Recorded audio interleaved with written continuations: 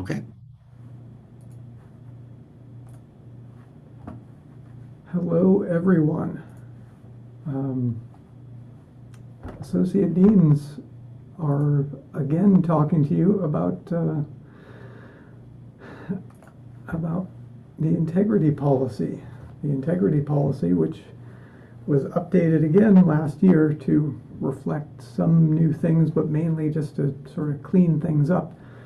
One of the features of the updated policy was to try to remove the mechanical elements from it, because we recognize the mechanical elements of reporting change periodically. And we had been doing integrity reporting through Maxient, which is the platform used by Student Affairs, Res Life and Housing, and others for student conduct related things, and that kind of tracking of student issues. But we decided to go to using Starfish instead, and that is partially because Starfish is becoming more familiar to everyone through different sorts of academic flag raising or kudo assigning, but also because of some confidence that it will make things slightly easier for everyone. And when it comes to reporting, we really want everyone to report. When you have an incident of questionable integrity in one of your classes, we want you to report that. Whether there's a penalty assigned or not, we want to have those records so that if it turns out to be that this was a pattern of behavior that was beginning to manifest, that in a semester or in a year or in 2 years, we would be able to see that and do something about it. If people aren't reporting, we don't have those data and we can't really track things. So making reporting easier is really what we've been trying to do. We recognize that policing these things is never easy. It's never enjoyable. It's perhaps the least enjoyable thing of your role as an educator, but it's essential to our mission. So trying to make this easy is something that we think is really important.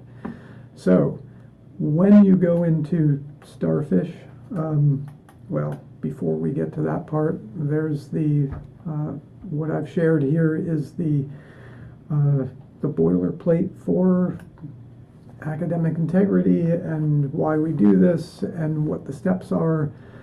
And most of this is consistent with how we've been doing things. It is important that you talk to students about things that they do. Even if it's a case where you catch a student red-handed cheating on an exam, they've got the cheat sheet there, there's no question about it. It's important that you let them know at some point after that this is judged a wrongdoing and this is how you're going to respond to that.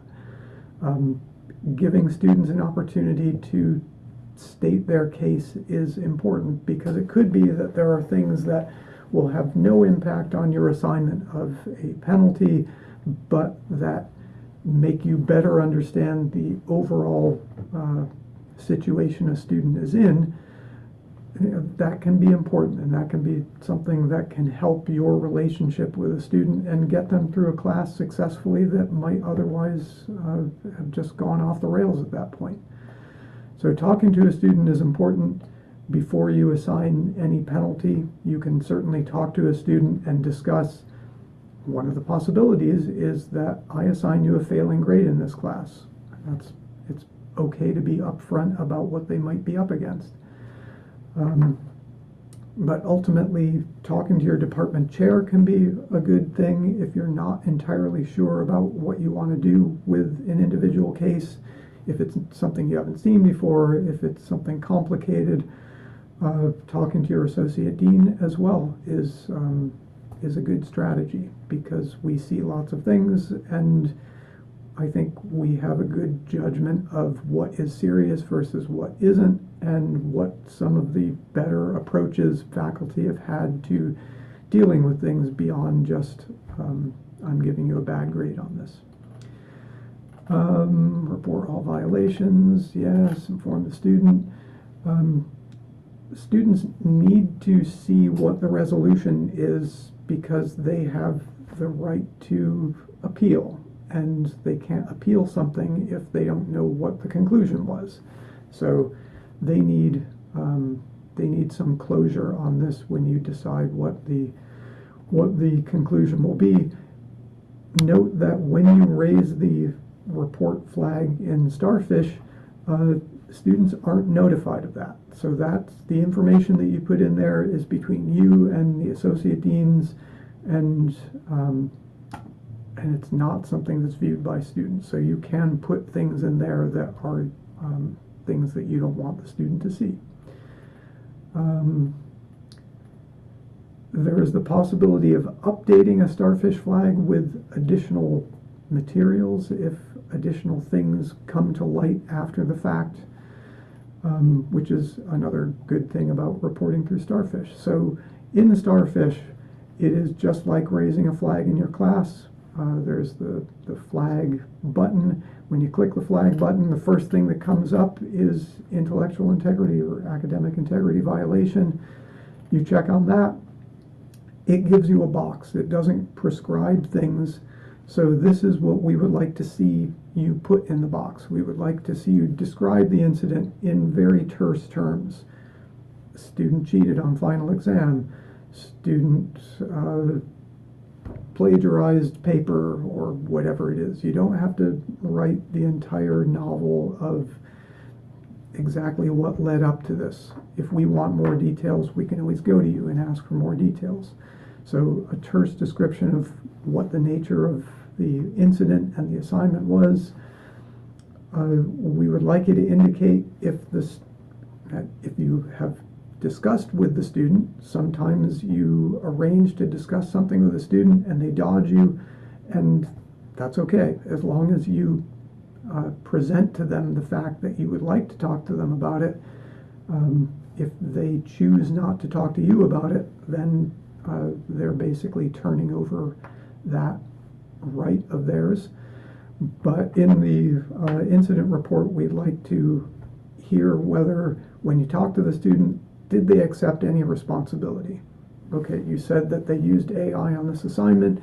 Do they come forward and say, yeah, I used ChatGPT on the first part of this, but I really didn't use it on the second part, whatever the nuance is.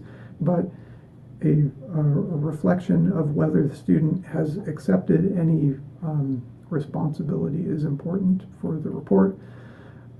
Consequences, I've discussed this with the student. Since it was a small assignment, I'm not penalizing them, but they recognize that any future violation or any future wrongdoing will result in in whatever.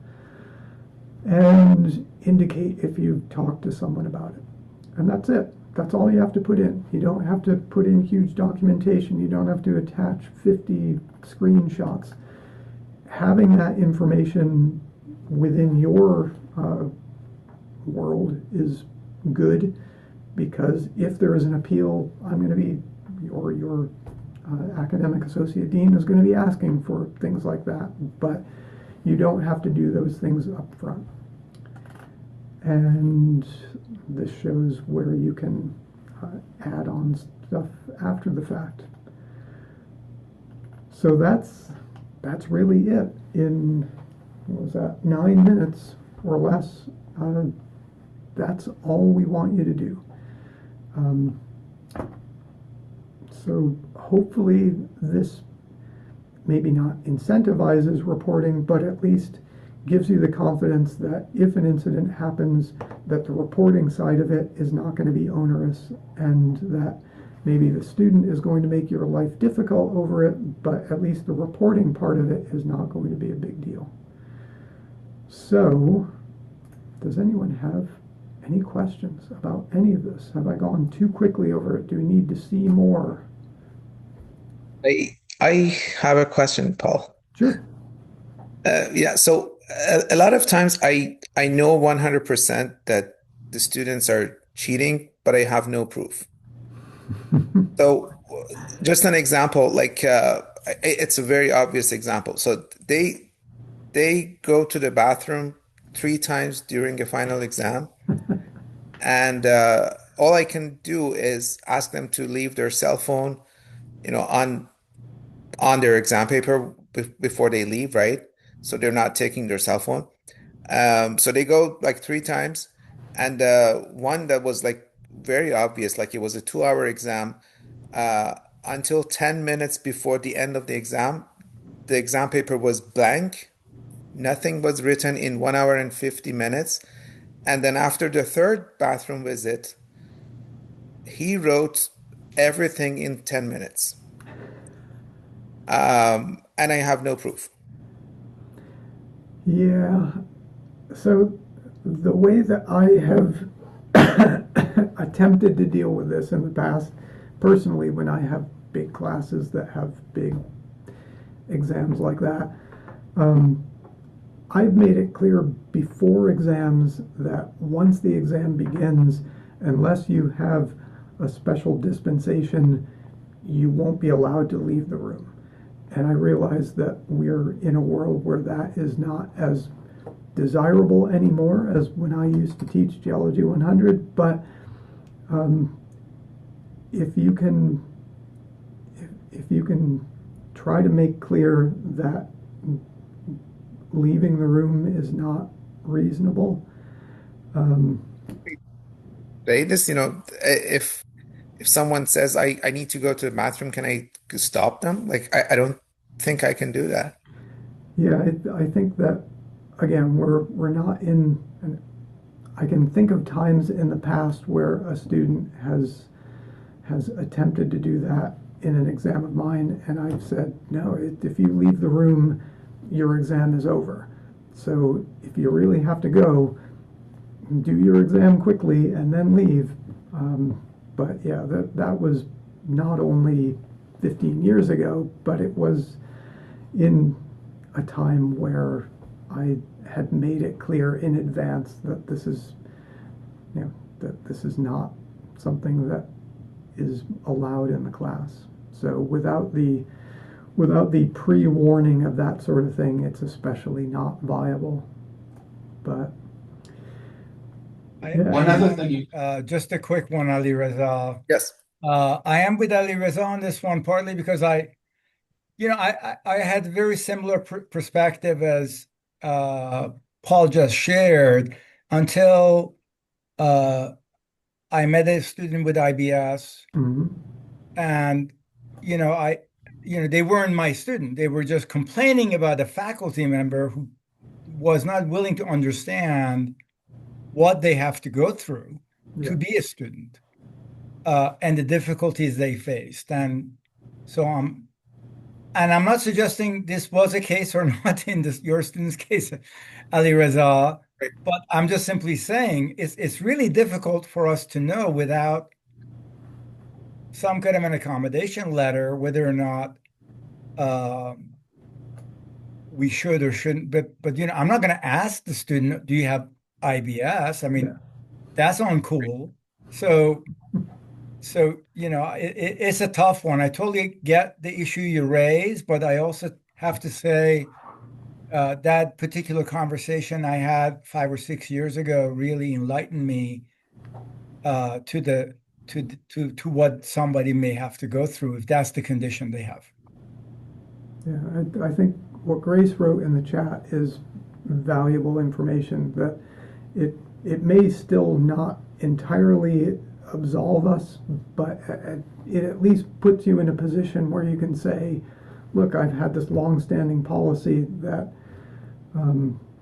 if you have a health concern that is going to affect your ability to be in an exam room for 55 minutes at a time or 2 hours at a time for a final, then that's something that you can talk to accessibility resources about. And for that exam, you can, take it there and become their problem and not your problem. I never thought about that. One So other you step. one other strategy is you could visit the men's room right before the exam starts. And if you have a female faculty member there, they can visit the women's room. And sometimes you'll find piles of notes or notebooks that you can collect and return to the students at the end of the exam. So that may be a way of addressing it if they just stash some notes somewhere. That won't affect other strategies if they're phoning a friend or using AI or something else, but at least it could block that type of cheating. I do have to say though, I mean, I have a hard enough time remembering the damn 6-digit number that we need to put in to log in. I mean, how much stuff can you stuff in your head while sitting in the bathroom about the questions on a test and then come back and just spit it out loud? I mean, you got to get an award for being able to do that kind of a copy paste from your brain. I don't know. Without the phone, if they had the phone, I would say they had a tool to do it. Without the phone, that's just amazing to me. I'm sorry. Just Yeah, I was memorize it ahead of time. curious. Yeah, there's that. The student who came back in the last 10 minutes of the exam period, was the exam like decent or solid or? Well, yeah, the thing is, like a lot of them were like short answer questions, right? That he wrote, and then most of the students had already finished the exam like half an hour earlier. Like it was not really 2 hours was not really required, right? So I had like most of the students finishing the exam like in 1 hour, 1 hour, 15 minutes, and then there were only a few left, and one of them had written nothing until the very end. And by the time he went out of the exam room, I had other students sitting there, but most of these them were already gone, right? So he may have just stepped out and asked, other students, um, Yeah. whatever, like, and he went to the bathroom 3 times during the exam. I was 100% sure that, uh, that he knew nothing about that course, but he still gets like a 65 on my final exam based on the answers. I don't mean to turn this into too much of a forum or anything, but I know that one thing that I've seen in meetings to, combat cheating on final exams in particular is that oftentimes we have bathroom chaperones. I mean, the students don't like it that, they're being accompanied to the restroom, but sometimes, we've said, hey, just walk them there. Maybe not, go into the bathroom with them or anything, but just make sure they're not talking to anyone on the way over. Make sure they're not talking to anyone on the way back.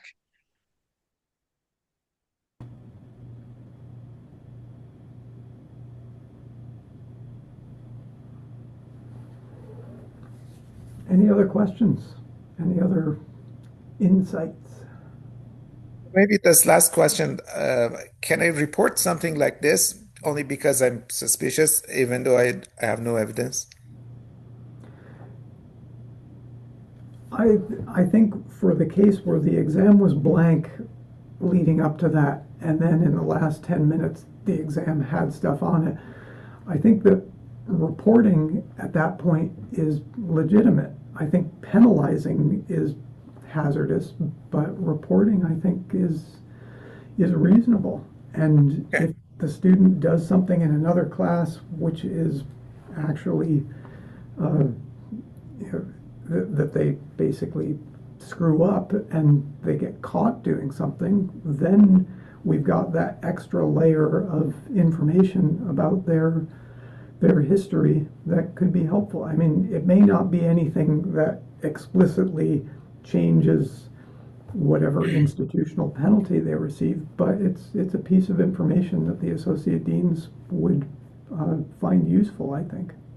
Okay.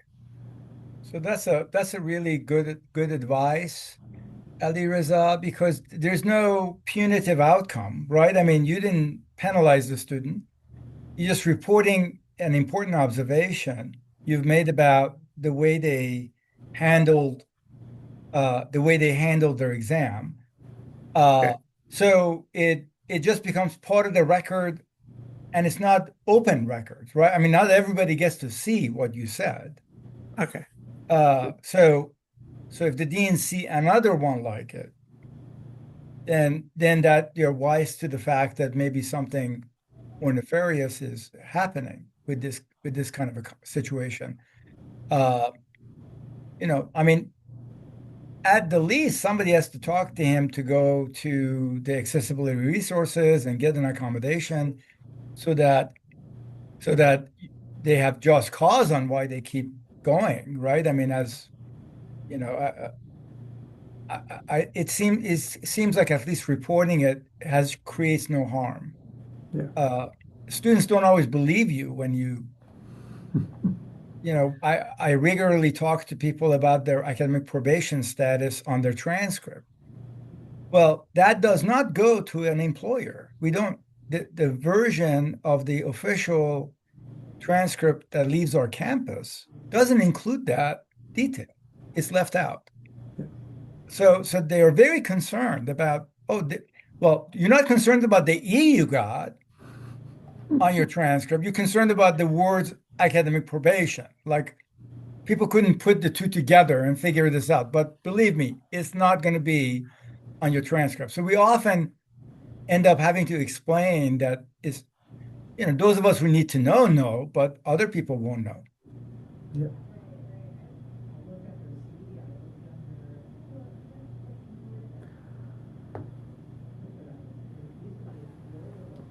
Well, is our time up, John? Okay, well, thank you. And we will exit. Let me stop the recording and then we'll exit out and be back shortly for the next session.